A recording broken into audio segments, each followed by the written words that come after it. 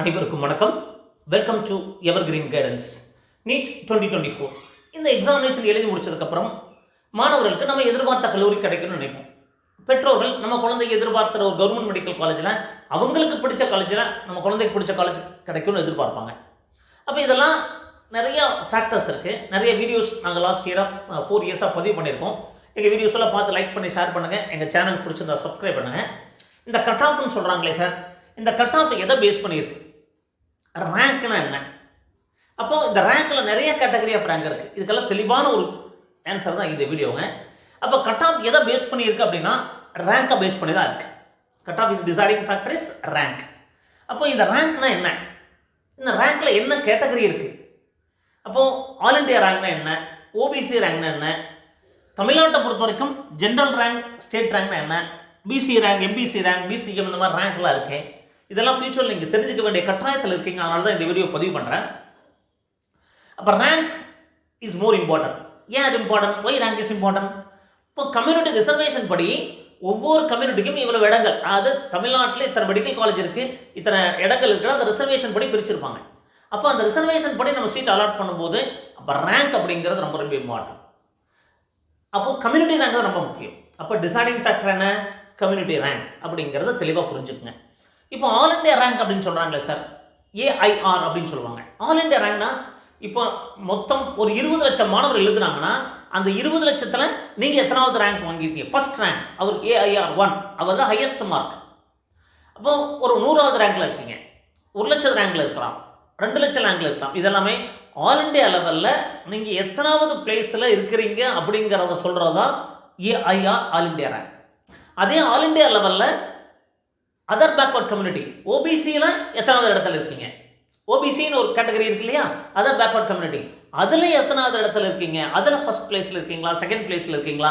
அப்போ அந்த ஓபிசி ரேங்க்ல இந்த ஓபிசி கம்யூனிட்டிக்குள்ள எத்தனாவது பிளேஸில் இருக்கீங்கிறது ஓபிசி ரேங்க். அதே மாதிரி எஸ்சி கம்யூனிட்டியில் ஆல் ஓவர் இந்தியாவில் எத்தனாவது பிளேஸில் இருக்கீங்க? எஸ்டி கம்யூனிட்டியில் ஆல் ஓவர் இந்தியாவில் எத்தனாவது பிளேஸில் இருக்கீங்க? இதெல்லாம் டிசைடிங் ஃபேக்டர். தென் ஜென்ரல் கேட்டகரியிலேயே இடபிள்யூஎஸ்ல எத்தனாவது பொசிஷனில் இருக்கீங்க? அப்போது அந்தந்த கம்யூனிட்டி வைஸ் நீங்கள் எத்தனாவது இடத்துல இருக்கீங்கிறத டிசைட் பண்ணுறது கம்யூனிட்டி ரேங்க். ஆல் ஓவர் இந்தியாவில் எத்தனாவது இடத்துல நீங்கள் மார்க் வாங்கியிருக்கீங்க அப்படின்னு சொல்கிறது ஆல் இண்டியா ரேங்க். அப்போ ஒரே மார்க் வாங்கியிருந்தால் அதை எப்படி யார் முன்னாடி வருவாங்க, பின்னாடி வருவாங்கிறத டைப் பிரேக்கிங் ரூல்ஸ் ஆல்ரெடி ஒரு வீடியோ பதிவு பண்ணியிருக்கோம். இந்த மாதிரி நிறைய வீடியோக்கள் பதிவு பண்ணிட்டு இருக்கோம், அப்டேட் பண்ணுறோம். இதெல்லாம் பார்த்து நீங்கள் ஹெல்ப்ஃபுல்லாக யூஸ் பண்ணிக்கோங்க.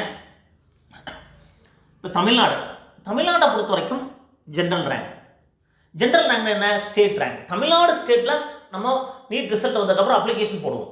அப்போ தமிழ்நாட்டு லெவலில் நீங்கள் எத்தனாவது இடத்துல இருக்கீங்க? தமிழ்நாட்டு லெவலில் எத்தனாவது இடத்துல இருக்கீங்க? யூஸ்வலாக ஒரு 1 லட்சம் பேர், 1,20,000 பேர் எழுதினாலும் அப்ளிகேஷன் போடுறது ஒரு 30,000 ஸ்டூடெண்ட்ஸ் அப்ளை பண்ணுறாங்க. அப்போது அந்த மாணவர்களில் நீங்கள் எத்தனாவது பொசிஷனில் தமிழ்நாட்டு லெவலில் இருக்கீங்கன்னு சொல்கிறது தான் ஸ்டேட் ரேங்க் அல்லது ஜென்ரல் ரேங்க். இப்போ தமிழ்நாட்டில் பிசி கம்யூனிட்டியில் எத்தனாயிரம் பேர் அப்ளை பண்ணலாம். பிசி கம்யூனிட்டியில் எத்தனாவது பிளேஸில் இருக்கீங்க? பிசி கம்யூனிட்டியில் மட்டும் நீங்கள் எத்தனாவது பிளேஸில் இருக்கீங்கிறது பிசி ரேங்க். அதே மாதிரி பிசிஎம்ல எத்தனாவது பொசிஷனில் இருக்கீங்க? எம்பிசி கம்யூனிட்டியில் எத்தனாவது இடத்துல இருக்கீங்க? அதே மாதிரி எஸ்சி, எஸ்டி. ஸோ ஒவ்வொரு கம்யூனிட்டியிலையும் நீங்கள் எத்தனாவது பிளேஸில் இருக்கீங்க உங்கள் மார்க்கை பேஸ் பண்ணி. அப்போ ஈக்குவலாக இருந்தால் டைப் பிரேக்கிங் ரூல்ஸ் யூஸ் பண்ணுவாங்க. அப்போது ஒவ்வொரு கம்யூனிட்டியிலும் தமிழ்நாட்டு லெவலில் எந்த இடத்துல இருக்கீங்கன்னு சொல்கிறது கம்யூனிட்டி ரேங்க். தமிழ்நாட்டில் ஓவராலாக எந்த பொசிஷனில் இருக்கீங்க அப்படின்னு சொல்கிறது ஸ்டேட் ரேங்க். இந்த ஸ்டேட் ரேங்க் அப்படிங்கிறது கவுன்சிலிங் கால் ஃபார் பண்ணுறக்கும் அது உங்களுடைய அலாட்மெண்ட் ஆர்டர் வரும்போதும் வரும். பட் உங்களுடைய இன்டர்னலாக சீட் அலாட்மெண்ட் எதை பேஸ் பண்ணி இருக்கும் அப்படின்னா கம்யூனிட்டி ரேங்க் பேஸ் பண்ணியிருக்கும். அப்போ ஆல்ரெடி நம்ம வீடியோ பதிவு பண்ணியிருக்கோம். ஒரு எடுத்துக்காட்டுக்கு இதுலேயே அடுத்த பேஜில் உங்களுக்கு சொல்கிறேன். ஸோ கம்யூனிட்டி ரேங்க்னா என்ன, ஸ்டேட் ரேங்க்னா என்னங்கிறதையும் பார்த்துடலாம். ஏன்னா இப்போது கட் ஆஃப் பொறுத்த வரைக்கும் கம்யூனிட்டி ரேங்க் தான் ரொம்ப ரொம்ப முக்கியம். இதை நீங்கள் புரிஞ்சுக்குங்க.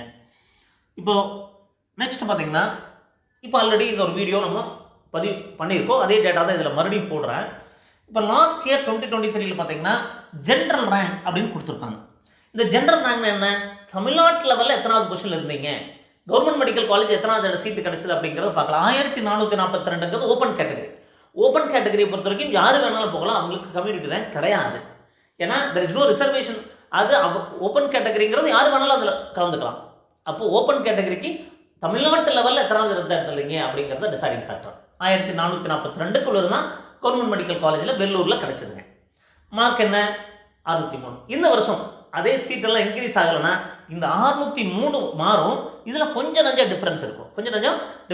இதே உங்களுக்கு எடுத்துக்காட்டுன்னு சொல்கிறேன். இப்போ பிசியை பொறுத்த வரைக்கும் 3302 ரேங்க் ஸ்டேட் ரேங்கில், தமிழக லெவலில் 3302 ரேங்க் வரை கிடச்சிது. கம்யூனிட்டி வைஸ் 2021 கிடச்சிதுங்க. 2021 கிடச்சிது. 556க்கு Nagai medical college, government medical college Nagapattinam. பிசிஎம்ஐ பொறுத்த வரைக்கும் 4071 ஸ்டேட் ரேங்க். பட் அது முக்கியம் கிடையாது. பிசிஎம்ல 195வது மாணவராக இருக்காங்கள தான் கிடைக்கும். அப்போ 196க்கு கிடைக்கல. அப்போது இந்த கம்யூனிட்டி ரேங்க் தான் முக்கியம். 541 government medical college Nagapattinam. MBC பொறுத்த வரைக்கும் 4717 ஸ்டேட் லெவல் ரேங்க்கு. பட் 1084 ரேங்க் இருந்ததுன்னா எம்பிசியில் 1084க்குள்ளே இருந்தவங்களுக்கு நீலகிரிஸ் மெடிக்கல் காலேஜ் கிடச்சிது. 530 கட் ஆஃப். அதேமாதிரி எஸ்சியை பொறுத்த வரைக்கும் 9431 அப்படிங்கிறது state rank. But community rank 717க்குள்ளே இருந்தால் தான் கிடச்சது. 448 Nilgiris government medical college. So எஸ்சியை பொறுத்த வரைக்கும் 1,12,836 தமிழ்நாட்டு லெவலில் 12,836 பொசிஷன் இருந்திருக்காங்க. பட் அந்த கம்யூனிட்டியில் 123 cut off 383 Nilgiris medical college. இப்போ எஸ்டியை பொறுத்த வரைக்கும் 14,234 ரேங்கில் இருக்காங்க. அந்த கம்யூனிட்டியில் 43வது ரேங்க். ஏன்னா மொத்தம் 40, அது ஒவ்வொரு காலேஜ்லேயும் மொத்த சீட்ஸ் 4000 சீட்ஸில் ஒரு 1%ங்கிறப்ப 40 சீட்டு தான் இருக்குதுங்க. அப்போ 43 வரைக்கும் கிடச்சிருக்கு. 355 கள்ளக்குறிச்சி மெடிக்கல் காலேஜ். அப்போது இதில் மிக முக்கியமாக நீங்கள் கவனிக்க வேண்டியது, இந்த ஜென்ரல் ரேங்க்கு நிறைய வேரியேஷன் வரும். ஏன்? அந்தந்த கம்யூனிட்டி வைஸ் பர்ஃபார்மன்ஸை பொறுத்து மாறும். அப்போது இந்த deciding factor is a community rank. But பொதுவாக இந்த வருஷம் நீங்கள் ஒரு 1440க்குள்ளே 1400க்குள்ளே ஓப்பன் கேட்டகரியாக இருந்தீங்கன்னா கிடைக்க வாய்ப்பு இருக்குது. இதே மாதிரி 2000 இஸ் அ சேஃப். இங்கே 3300க்குள்ளே இருக்கணும். 195 முன்னாடி இருந்தீங்கன்னா உங்களுக்கு கண்டிப்பாக கிடைச்சிடும். 4000 முன்னாடி இருக்கணும். 4500க்கு முன்னாடி இருந்தீங்க கிடைக்கும். 1080 1060 இருந்தால் கிடைக்கும் ரேங்க்கு.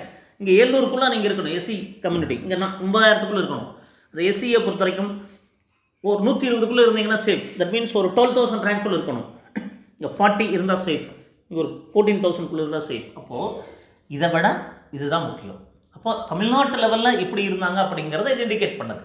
அப்போ இதே மாதிரி பார்த்தீங்கன்னா ஒவ்வொரு வருஷம் இப்போ லாஸ்ட் இயர் உங்களுக்கு இதே மாதிரி கம்பேர் பண்ணும்போது உங்களுக்கு மீண்டும் அது ஒவ்வொரு இயருக்கு எப்படி இருந்திருக்கு அப்படின்னு பார்த்தீங்கன்னா, ஸோ ஆல்ரெடி நம்ம பதிவு பண்ணியிருக்கோம்.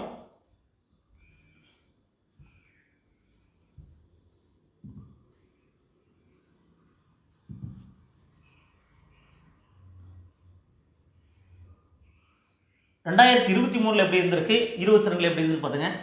General rank almost similar. Community rank 2021 2038 195 194 1084 1088 717. இதில் மட்டும் கொஞ்சம் வேரியேஷன் வந்திருக்கு. பட் எதனாலனா அந்த ஸ்டூடெண்ட்ஸோட பர்ஃபார்மன்ஸ் பொறுத்த மாதிரி இருக்குது. 123 118 43 37. அப்போது இந்த கம்யூனிட்டி ரேங்க் தான் ரொம்ப ரொம்ப முக்கியம் அப்படிங்கிறது தெரிஞ்சுக்கங்க. ஜென்ரல் ரேங்க்கும் முக்கியம். பட் ஜென்ரல் ரேங்க் விட deciding factor is a community rank. Deciding factor is a community rank. அப்போ இந்த ஆல் இண்டியா ரேங்க் எதுக்கு யூஸ் ஆகும்? ஆல் இண்டியா லெவலில் நீங்கள் போய் சீட் எடுக்கிற ஹெல்ப்ஃபுல்லாக இருக்கும். ஸோ இந்த மாதிரி நிறைய வீடியோக்கள் பதிவு பண்ணியிருக்கோம். எங்கள் வீடியோஸ் எல்லாம் பிடிச்சிருந்தால் லைக் பண்ணி ஷேர் பண்ணுங்கள். மீண்டும் ஒரு நல்ல பதிவுடன் உங்களை சந்திக்கின்றேன். நன்றி, வணக்கம்.